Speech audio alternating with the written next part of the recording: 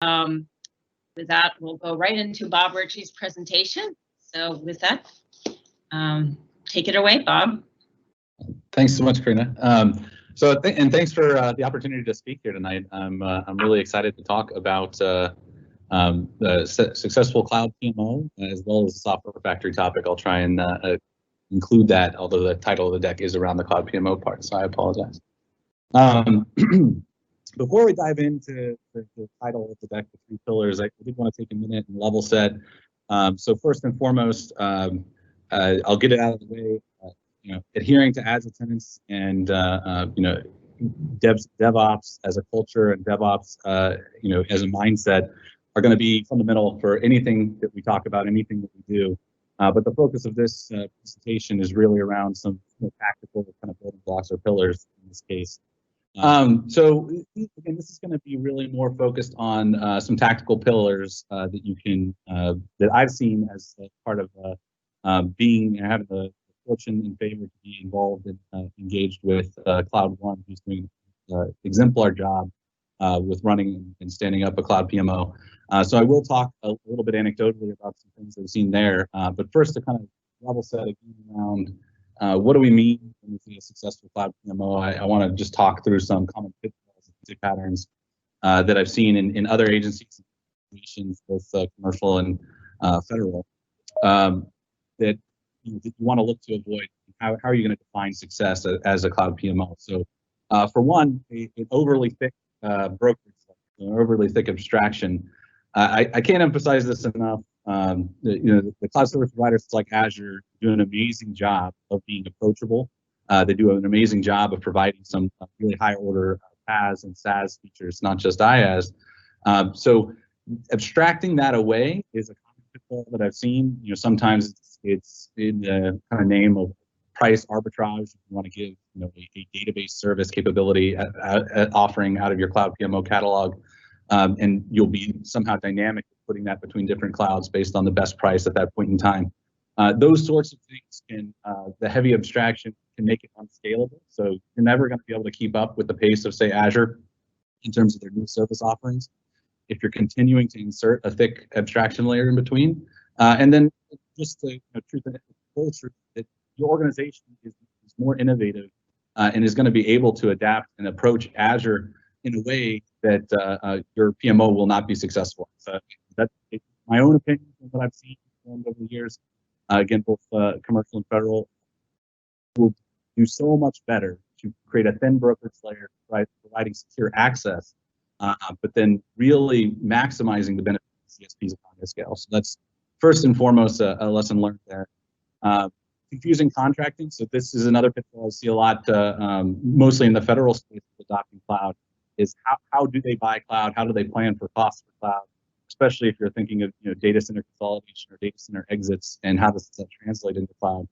So a real successful cloud PMO does a great job of a consistent process around interdepartmental purchase requests, so being able to transfer funds between functional areas and mission areas into the cloud PMO to pay for cloud and centralize that, and then establish business management and transparency, as well as well-known SLAs. So that's a really important thing we'll talk on in the next slide as well. Another anti-pattern, I mentioned DevOps right off the bat. So one thing that we see a lot is the not invented here syndrome, especially when it comes to DevOps.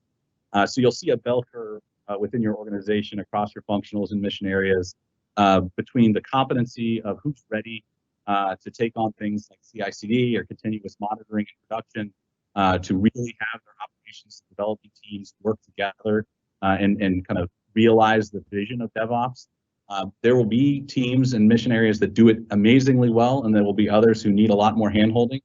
And the kind of sweet spot in between is how can you as a PMO enable the ones who need a little more handholding without stifling the innovation of the ones who can really get it done.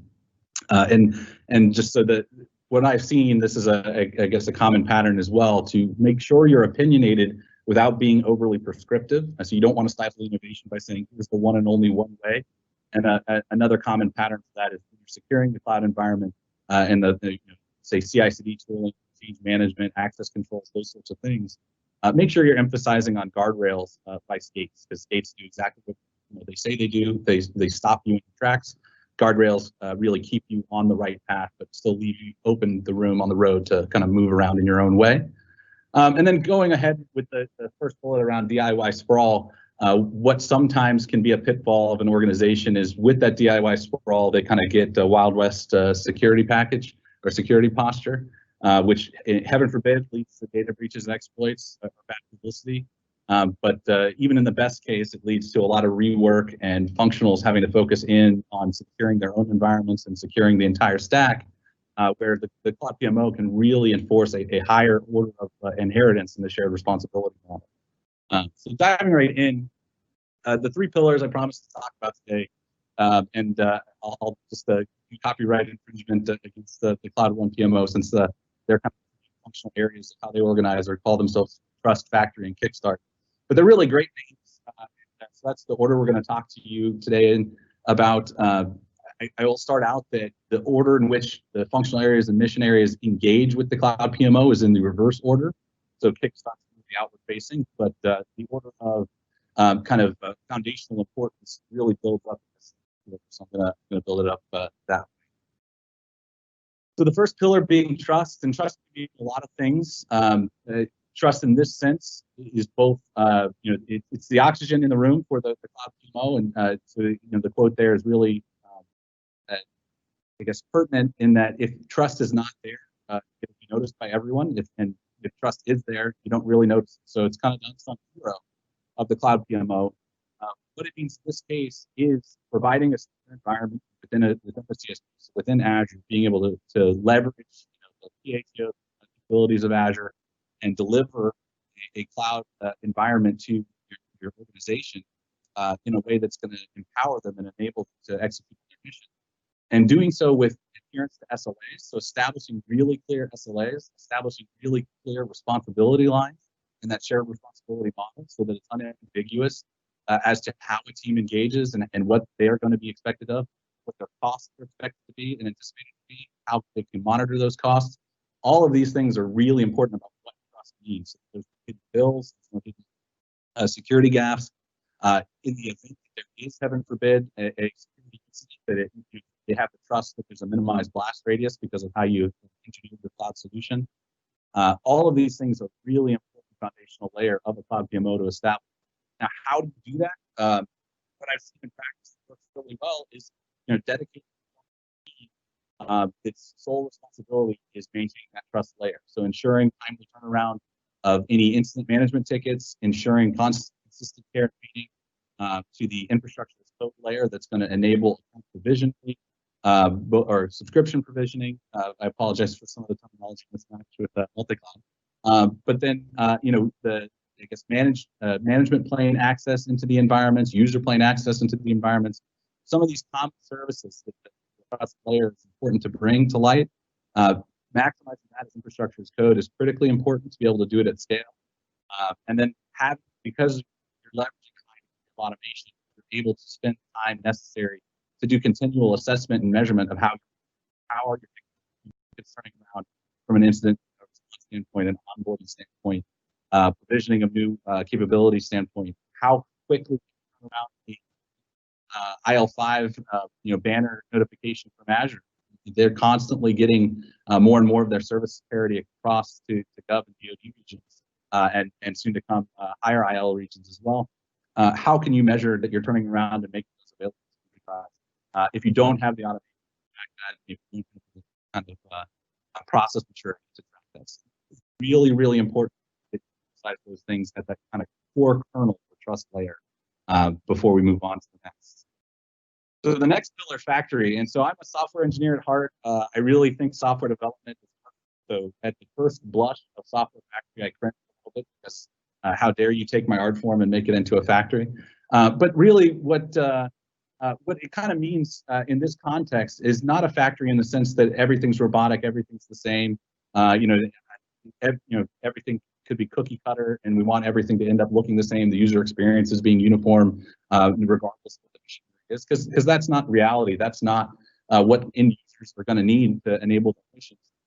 What this means in terms of a factory is, that you're really trying to get to a point where you have consistent process. So I say the consistent Hilton experience there. And I stole that phrase from one of my Boston mentor, Josh Jackson.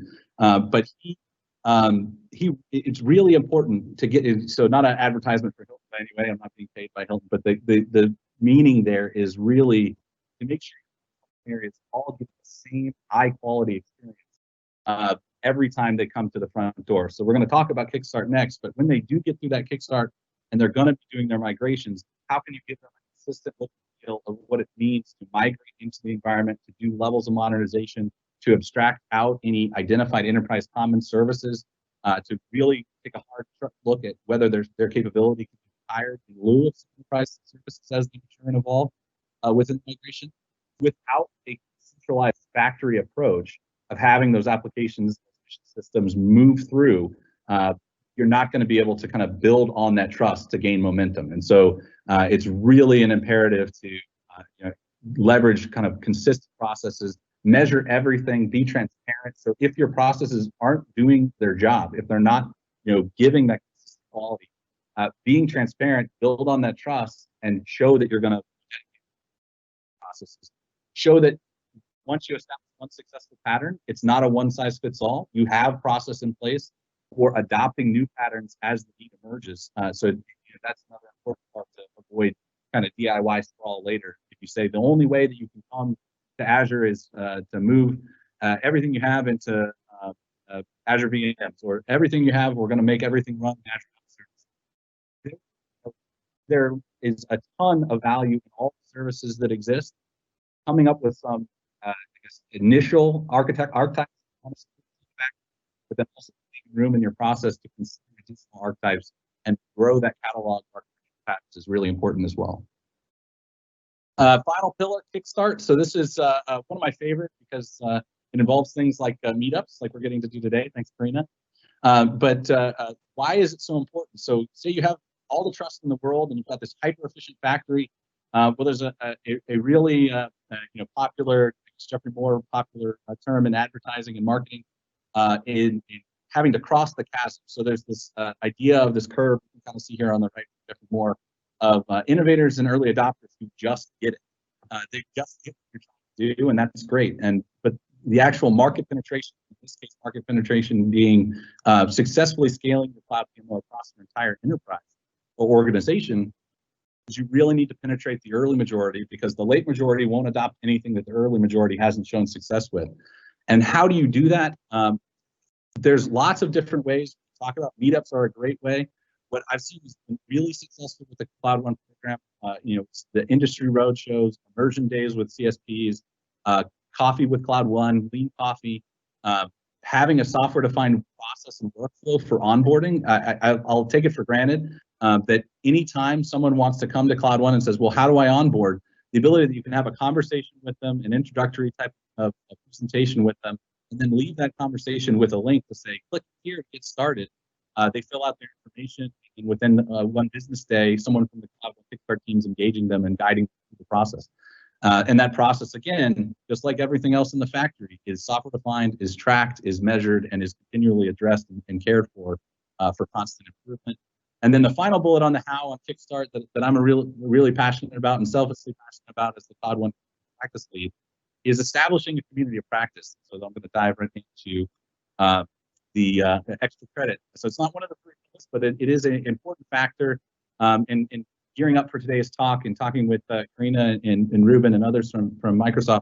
Really wanted to emphasize, this is something we found to be incredibly valuable, especially in and around the Cloud One PMO. Having an independent and not for attribution community of practice. And so Karina led off that we like to start the meetups with why.